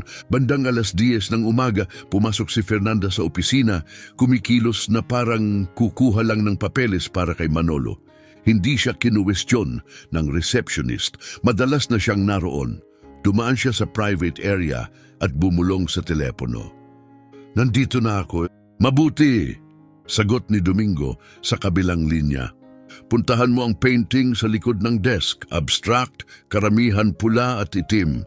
Nakikita ko. Nakinig si Domingo habang inaalis ang frame sa dingding. Nasa likod nito ang safe. Maliit na kabaon sa pader. May keypad na 6 na numero. Subukan mo ang birthday niya, July 15, 1969, 157,600 beep error. Subukan mo ng baliktad, 967,051. Beep, wala pa rin. Nag-isip ng malalim si Domingo. Obsessed si Manolo sa sarili niya. Lahat ng ginagawa niya may kalkulasyon, may kahulugan. Subukan mo ang petsa ng maging partner siya sa kumpanya, Setyembre 12, 2019. I-type mo, 120919. Iba ang tunog ng beep, may click. Bumukas, kumakabog ang dibdib ni Domingo. Anong nasa loob? Hindi agad sumagot si Fernanda. Pera, ang dami. Mga bundle ng 100 real bills. Iwanan mo ang cash. Ano pa? Mga folder, documents. Sandali, may baril din dito. Huwag mong hawakan. Kunan mo ng litrato ang lahat, bawat pahina, bawat gamit. Narinig ni Domingo ang click-click-click ng kamera ng telepono. Pagkatapos, bumaba ang boses ni Fernanda, nanginginig. Domingo, may folder dito na may pangalan ni Gabriel. Nanlamig ang puso niya. Kunin mo. Kunan mo ng litrato ang bawat pahina. Mas maraming clicks. Diyos ko, Domingo. Ano? Medical files, medical history niya at may sulat galing kay Manolo para sa isang taong tinatawag na Dr. Fabio. Basahin mo, nanginginig ang boses ni Fernanda habang binibigkas. Dr. Fabio, gaya ng napag-usapan, nakalakip ang bayad para sa serbisyo. Salamat sa iyong pagiging discreet at sa precision. Ang procedure ay naisagawa eksakto gaya ng napagkasunduan, walang iniwang bakas. Manolo Reyes. Nanahimik si Domingo, mahigpit ang hawak sa armrest ng wheelchair. Ano ang petsa ng sulat? August 15, 1994. 3 araw matapos mamatay si Gabriel. Katahimikan. Domingo, ginawa niya talaga. Pinatay niya ang kapatid mo at itinago pa ang ebidensya. Bakit itatago ng tao ang ebidensya ng pagpatay? Nag-isip si Fernanda. Leverage. Kung tatalikod ang doktor laban sa kanya, may ebidensya si Manolo para sirain din siya. Classic Manolo. Insurance ng blackmail, control. Huminga si Domingo ng nanginginig. May iba pa ba? Oo, isa pang folder, may pangalan mo. Ipinikit ni Domingo ang mga mata. Kunin mo, lahat kunan ng litrato.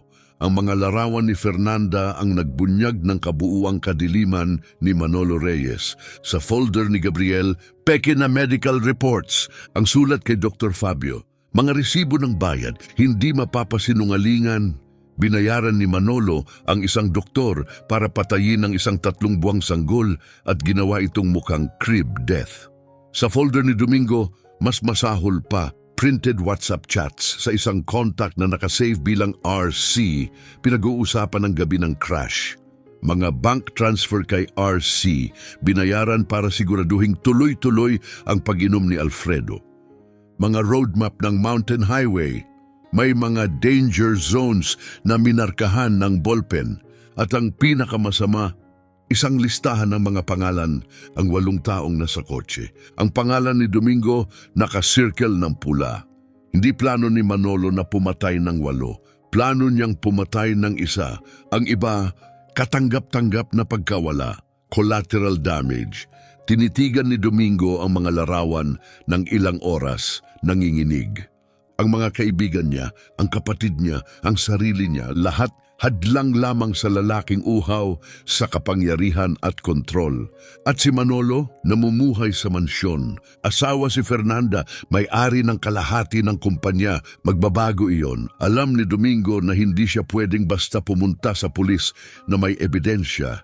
May tao si Manolo sa lahat ng lugar. Kasama na ang justice system, ang parehong sistemang minsang nagbaon sa investigasyon sa ama niya. Kung diretso siyang lalapit sa autoridad, maaring mabigyan ng babala si Manolo. Masusunog ang ebidensya, makakatakas siya, mapapatahimik ang mga saksi. Kailangan ni Domingo ng bitag, pero hindi niya kayang mag-isa. Kailangan niya ng taong kayang maggalaw ng mga piyesa sa likod ng kurtina. Isang taong may kapangyarihan. Isang taong may kasing daming mawawala. Kailangan niya ang ama niya. Ito ang pinakamahirap na pag-uusap sa buhay ni Domingo. Umupo sila sa tapat ng isa't isa sa opisina sa bahay.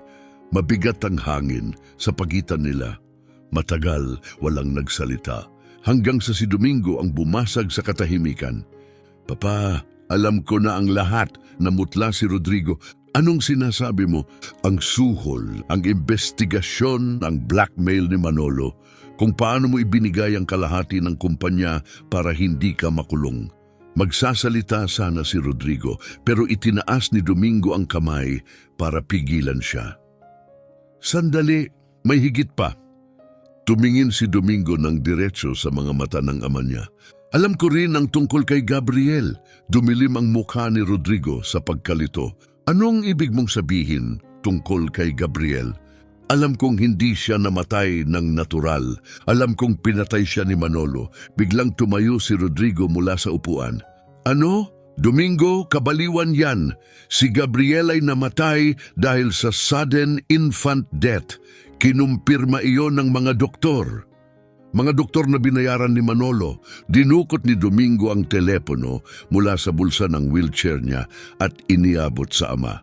Tingnan mo mismo, makita mo gamit ang sarili mong mata. Nanginginig ang kamay ni Rodrigo habang ini-scroll ang mga larawan. Isa-isa, namumutla ang mukha niya na parang multo. Hindi bulong niya, hindi maaring totoo ito. Totoo ito, Papa. At hindi lang si Gabriel. Inilipat ni Domingo sa pangalawang set ng images ang mula sa sarili niyang folder. Pinlano rin niya ang aksidente ko, inayos niya ang lahat, pinatay niya ang mga kaibigan ko para lang patayin ako. Bumagsak si Rodrigo pabalik sa upuan, nakayuko ang balikat na parang biglang bumagsak ang bigat ng mundo sa kanya. Mukha siyang tumanda ng 2 dekada sa loob lamang ng ilang minuto. Hindi ko alam, sabi niya, basag ang boses. Domingo, sumpad, hindi ko alam. Akala ko ang blackmail ay tungkol lang sa mga shady deals. Hindi ko kailanman inisip na naniniwala ako sa iyo, Papa. Biglang bumigay si Rodrigo. Humahagulgol, halos hindi makahinga. Hindi pa nakita ni Domingo ang ama niya na umiyak ng ganon kahit sa libing na akala nila ay kanya. Kapatid ko, bulong ni Rodrigo sa pagitan ng luha. Ang sarili kong kapatid, pinatay ang mga anak ko. Hinayaan ni Domingo siyang umiyak. Umiiyak din siya noon. Ngayon, ama niya naman ang oras. Pagkalipas ng ilang minuto, pinilit ni Rodrigo ang sarili niyang kumalma. Pinunasan niya ang muka, mas matatag ang boses. Ano ang gusto mong gawin? Gusto kong pabagsakin siya, tuluyan. Kailangan niyang magbayad sa lahat ng ginawa niya, pero hindi ko kaya mag-isa. Kailangan ko ang tulong mo, kahit ano ang kailangan mo. Kailangan kong mag-set up ka ng family meeting dito sa bahay. Ikaw si Mama, si Manolo, at si Fernanda. Sabihin mong tungkol ito sa pagbabalik ko sa kumpanya. Darating si Manolo. Gusto niyang kontrolin ang usapan. At pagkatapos, nagliyab ang mga mata ni Domingo sa determinasyon. At pagkatapos, hayaan mo na sa akin ang iba. Nung Sabado, handa na ang entablado. Dumating si Manolo eksaktong oras, nakasuot ng mamahaling suite. Nakapirmi ang kanyang pamilyar na mapagmataas ng ngiti. Sumunod si Fernanda ilang hakbang sa likod. Iniiwasan ng tingin ni Domingo, mahigpit ang ekspresyon. Pamilya, Masayang sigaw ni Manolo, nakabukas ang mga braso. Napakaganda na magkakasama tayong lahat muli. Nagtipon sila sa dining room. Umupo si Rodrigo sa ulo ng mesa. Katabi niya si Helena, si Manolo at Fernanda sa isang gilid. Si Domingo sa kabila, nasa wheelchair, kalmado ang kamay sa armrests. So, panimula ni Manolo, narinig kong pag-uusapan natin ang future mo, Domingo. Ang pagbabalik mo sa kumpanya, magandang balita yan. Natutuwa akong long-term na ang iniisip mo muli. Natutuwa ka, Uncle. Siyempre, pamangkin kita. Mahalaga ang recovery mo para sa ating lahat. Dahan-dahang tumango si Domingo. Kamakailan, marami akong iniisip tungkol sa nakaraan. Mga bagay na nakalimutan ko at ngayon ay naalala ko. May kumislap sa mga mata ni Manolo, isang bahid ng kaba. Normal lang yan, sabi niya. Dumaan ka sa napakasamang trauma. Totoo, marami akong dinaan ng trauma. Ang crash, ang kalsada, ang mga tao na walang pangalan, walang muka. Pero alam mo ba kung ano ang pinakamalalang trauma? Ano? Tinitigan siya ni Domingo ng diretsyo. Ang malaman na ang sarili kong tiyuhin ang nagtangkang pumatay sa akin. Katahimikan, mabigat, dumadagundong. Napasinghap si Helena, tinakpan ng bibig. Ipinikit ni Fernanda ang mga mata. Tiningnan ni Rodrigo ang kapatid. Hindi galit ang nasa mata, kundi pagkasuklam. Napatawa si Manolo ng pilit. Domingo, anong sinasabi mo? Baka mas malakas ang tama sa ulo mo kaysa sa inaakala natin. Hindi, Uncle. Mas malinaw ang isip ko ngayon kaysa dati. Dinukot ni Domingo ang isang envelope mula sa bulsa ng jacket. Kilala mo ba ito? Napatitig si Manolo. Ano yan? Mga kopya ng documents sa safe sa likod ng abstract painting sa opisina mo. Ang password ay ang petsa ng maging partner ka. 12 ng Setyembre, 19. Namumutla si Manolo. Pinag-break-in mo ang opisina ko. Hindi ako, pero may gumawa. Lumingon si Domingo kay Fernanda. Isang taong dapat mas nirespeto mo. Biglang humarap si Manolo sa asawa. Fernanda, ikaw ang gumawa nito? Hindi siya nagsalita, hindi rin nagmulat. Nakapulupot lang ang mga kamay niya sa kanyang lap. Hindi mahalaga kung sino ang kumuha ng ebidensya, patuloy ni Domingo. Ang mahalaga ay kung ano ang laman nito. Inilatag niya ang mga larawan sa mesa. Babasahin ko ba ng malakas, Uncle? O gusto mong ikaw ang magpaliwanag? Tumayo si Manolo, tumataas ang boses. Katawa-tawa ito, hindi ako uupo rito at aakusahan ng... Nang ano, Manolo? Biglang putol ni Rodrigo, parang kutsilyong humiwa sa hangin. Nang ano? Tapusin mo ang sinabi mo, tumingin si Manolo sa kanya. Rodrigo, tama na. Hindi mo pwedeng paniwalaan ito. Nalilito siya, delusional. Umupo ka. Lumabas ang salita na parang utos. Isang utos na sinunod ni Manolo. Kinuha ni Rodrigo ang mga larawan mula kay Domingo at marahang inilapag sa mesa. Isa-isa. Ito ang sulat na isinulat mo sa isang Dr. Fabio 3 araw matapos mamatay si Gabriel. Pinapasalamatan mo siya para sa discretion. Napaungol si Helena sa sakit. Ito ang chat logs mo sa isang taong tinatawag na RC. Pinag-uusapan kung paano palalasingin si Alfredo. Mga mapa ng highway, mga tala sa pinakadelikadong kurbada. Namumutla si Manolo, parang nagyelo. At ito, itinaas ni Rodrigo ang huling larawan. Ito ang listahan ng mga batang nasa kotse at ang pangalan ni Domingo nakasirkel sa pula. Parang walang katapusang katahimikan hanggang sa tumayo si Helena. Lumapit siya kay Manolo at sinampal siya ng malakas. Pinatay mo ang anak ko, sigaw niya. Pinatay mo si Gabriel. Hindi gumalaw si Manolo. Nakatayo lang siya roon, gulat, ramdam ang marka ng palad sa balat niya. Tatawag ako ng pulis, sabi ni Rodrigo, dinudukot ang telepono. Sandali, lahat na palingon kay Domingo. Bago mo tawagan, gusto kong marinig mula sa kanya. Gusto kong sabihin niya, gusto kong maintindihan kung bakit. Tumingin si Manolo kay Domingo. Sa isang iglap nahulog ang lahat, ang pekeng ngiti, ang makinis na imahe, ang charm, wala na. Ang natira ay isang malamig na bagay, walang laman. Gusto mong malaman kung bakit napatawa siya ng mapait? Dahil deserve ko. Manolo, simula ni Rodrigo. Tumahimik ka, Rodrigo. Gusto mo ng katotohanan? Fine. Makukuha mo. Tumayo si Manolo at nagsimulang maglakad pabalik-balik. Buong buhay ko. Nabuhay ako sa anino mo, Rodrigo, ang golden son, ang businessman, ang ama, ang success story. Minahal ka ng lahat. Si Rodrigo ang businessman, si Rodrigo ang huwarang asawa, ang mapagmalaking ama. At ako, ano ako? Ang nakalimutang kapatid, ang hindi kailanman umabot sa antas mo. Kaya pinatay mo ang mga anak ko dahil naiinggit ka? Hindi inggit, hustisya. Itinuro ni Manolo si Rodrigo, nanginginig ang daliri. Nasa iyo ang lahat, ang negosyo, ang asawa, ang pamilya, ang respeto. At ako, wala. Kaya kinuha ko ang dapat ay akin.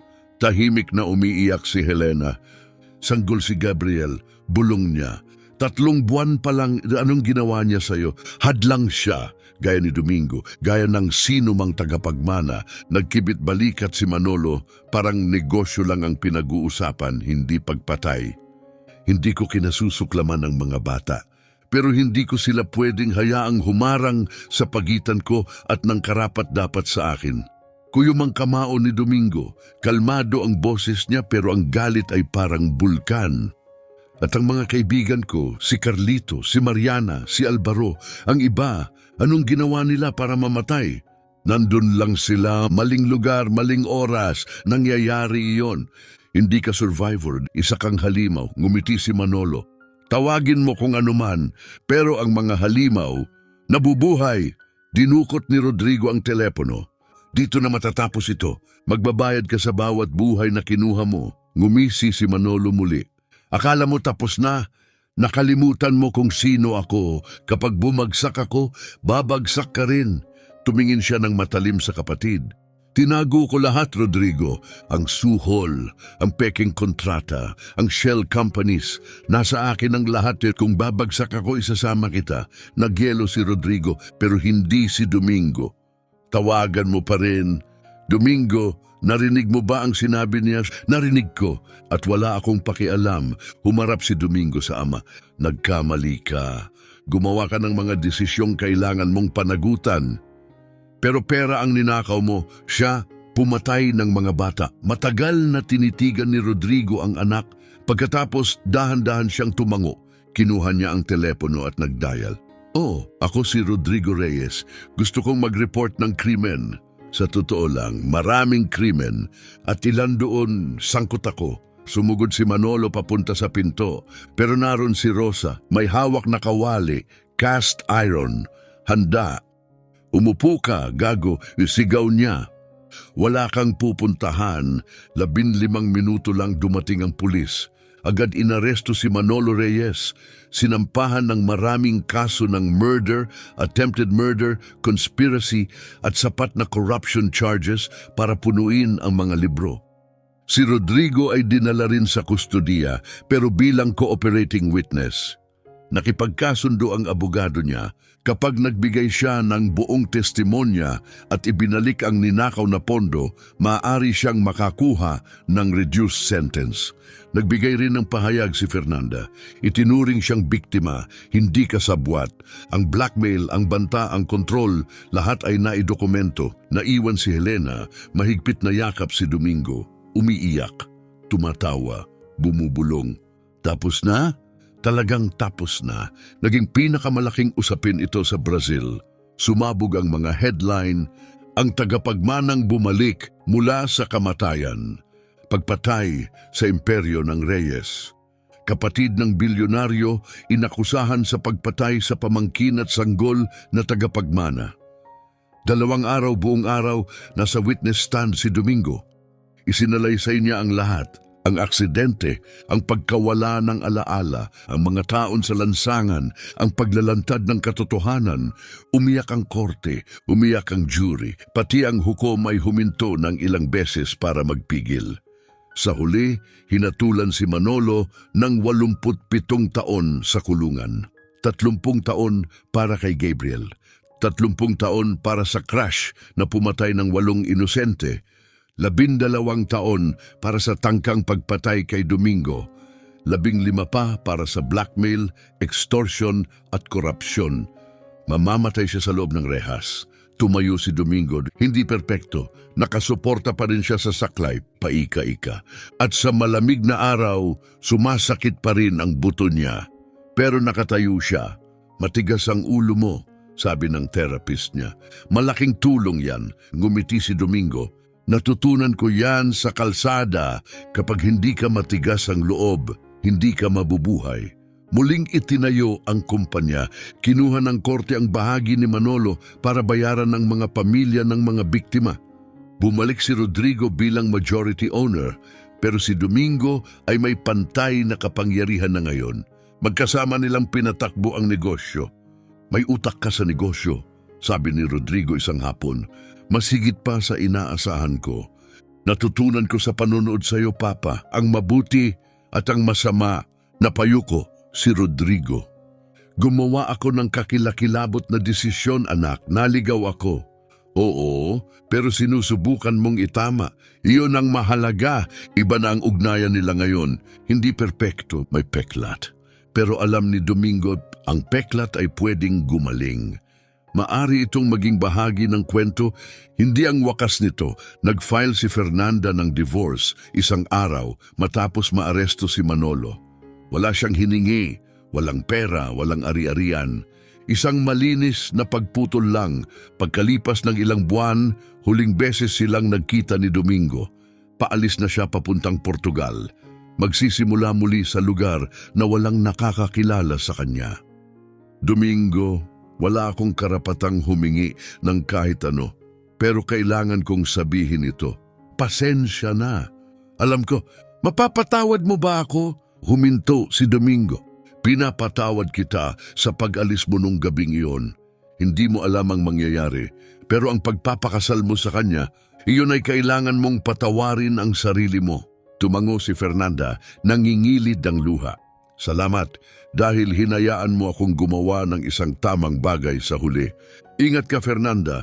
Ikaw rin, umalis siya, hindi na siya muling nakita ni Domingo. Sa anibersaryo ng pagbabalik niya, pumunta si Domingo sa sementeryo, hindi para bisitahin ang peking puntod na minsang may pangalan niya. Inalis na yon, pinalitan ng plaka para sa 8 buhay na tunay na nawala nung gabing yon. Dumating siya para kay Richard, ang lalaking nagligtas sa kanya, ang lalaking nagbigay ng pag-asa nang wala siyang kahit ano. Ang lalaking naging ama sa lahat ng paraan na mahalaga. Nagpagawa si Domingo ng magandang libingan, marble bronze plaque, nakaukit Richard Morales. Doktor, tagapagligtas ng buhay, ama sa puso, matagal na tumayo si Domingo, nakasandal sa saklay, nakatitig sa marmol. Salamat, bulong niya. Sa lahat, sa paghahanap sa akin nung nawawala ako, sa paggaling sa akin nung wasak ako, sa pagbibigay ng pangalawang pagkakataon. Hindi ako narito kung wala ka. Humaplos ang hangin sa mga puno parang tahimik na awit. Pangako, gagawin kong mahalaga ang buhay na ito. Tutulungan ko ang iba gaya ng pagtulong mo sa akin. Igagalang ko ang alaala mo sa bawat desisyon ko. Lumuhod siya at inilagay ang simpleng bouquet ng daisies, paboritong bulaklak ni Richard. Pahinga ka na, Papa. Karapat-dapat ka. Pagkalipas ng 2 taon, tumayo si Domingo sa harap ng maraming tao. Binubuksan niya ang Richard Morales Foundation, isang organisasyong tutulong sa mga homeless na makabalik sa lipunan. Pagkain, tirahan, healthcare, therapy, job training, lahat ng kailangan niya noon pero hindi niya natanggap. Sa launch event, daan-daan ang dumalo. May CEOs at government officials. Pero mas mahalaga, naroon ang mga taong nabago na ang buhay. Mga lalaking dati nasa bangketa, sa shelter, sa ilalim ng tulay. Ngayon, may bahay, may trabaho, may pag-asa. Umakyat si Domingo sa entablado. Nakasaklay pa rin, may peklat pa rin, patuloy pang gumagaling. Pero nakatayo. 2 taon akong namuhay sa kalsada sa panimula niya. Hindi ako nakikita, pinahiya, tinuring na hindi tao.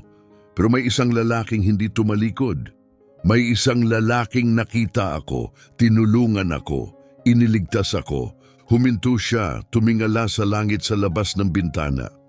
Si Richard ay namuhay sa gitna ng wala, halos walang kahit ano, pero meron siyang lahat ng mahalaga, kabaitan, tapang, habag. Nasa unang hanay si Helena, dumadaloy ang luha, hinawakan ni Rodrigo ang kamay niya. Ang foundation na ito ay paraan ko ng paggalang sa kanya, ng pagpapatuloy ng kanyang pamana, ng pagpapatunay na isang tao ay maaaring magbago ng mundo, hindi sa kapangyarihan, kundi sa puso.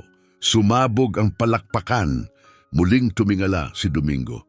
Salamat Richard, bulong niya, sa pagpapakita sa akin ng tunay na mahalaga. Nung gabing yon umuwi si Domingo. Pumasok siya sa parehong kwarto kung saan nagsimula ang kwento niya. Kumikislap pa rin ang mga bituin sa kisame. Nakadikit pa rin ang poster ng mga lumang rock band. Nandoon pa rin ang corkboard ng kanyang pagkabata. Pero ngayon, may mga bagong alaala na rin. Mga larawan mula sa foundation launch. Mga ngiting na bago ang buhay, isang buhay na muling itinayo mula sa guho ng nakaraan. Umupo si Domingo sa kama at tumingin sa paligid. Marami siyang nawala, kabataan, kalusugan, mga kaibigan, mga taon na hindi na mababalik. May peklat siya sa katawan at kaluluwa, pero may natamo siyang mas higit, kalinawan, lakas, layunin. Isang pagkakataong magsimula muli. Ang mga salitang minsang isigaw niya sa sementeryo ay umalingaw-ngaw sa isip. Ma'am, Dad, buhay pa ako. Oo, buhay siya. At sa unang pagkakataon mula noong gabing iyon, hindi lang ito totoo, ito'y isang regalo.